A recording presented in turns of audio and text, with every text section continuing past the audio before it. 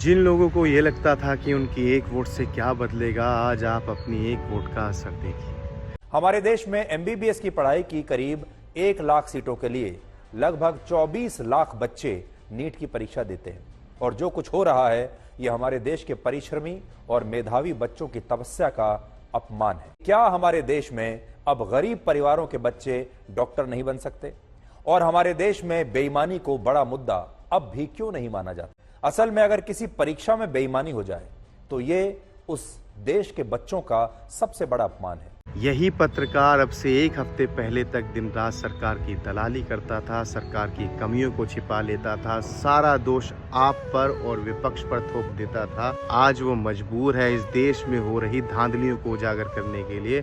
आज वो मजबूर है ये कहने के लिए कि इस देश के बच्चों के साथ, छात्रों के साथ खिलवाड़ किया जा रहा है। आपने नीट परीक्षा में हुई धांधली की खबर सुनी होगी कि कैसे एक बार फिर 25 लाख से अधिक बच्चों के भविष्य के साथ खिलवाड़ हुआ।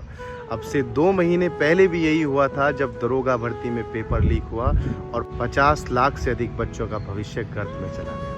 ये कौन बच्चे हैं? ये गरीब परिवारों से आने वाले बच्चे हैं जिनके परिवार ज़मीन बेचकर मेहनत मजदूरी करके इनको पढ़ाते हैं, लेकिन अंत में क्या मिलता है? अंत में मिलता है इनको पेपर लीक, क्योंकि भारतीय जनता पार्टी की अपाहिज सरकार, खुद को विश्व गुरु बताने वाली सरकार इस देश में पेपर लीक पर अंकुश नहीं लगा सकती।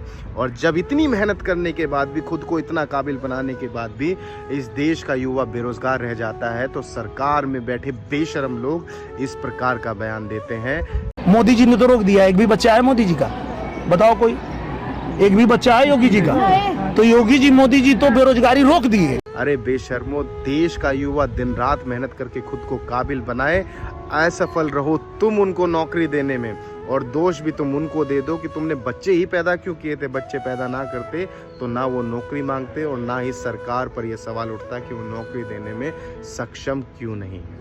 हर दूसरे महीने इस देश में पेपर लीक होता है, हर दूसरे महीने इस देश में बच्चों के भविष्य के साथ खिलवाड़ होता है। लाखों काबिल छात्र परीक्षा में धांधली और पेपर लीक के बाद बेरोजगार रह जाता है और एक समय सीमा उसकी निकल जाती है और आगे चल के वो दूसरी परीक्षाओं में भी नहीं बैठ पाता, क्योंकि यही सरकार कह देती है तुम्हारी तो उम्र निकल गई भैया, हम तुम्हें नौकरी कहाँ से दें।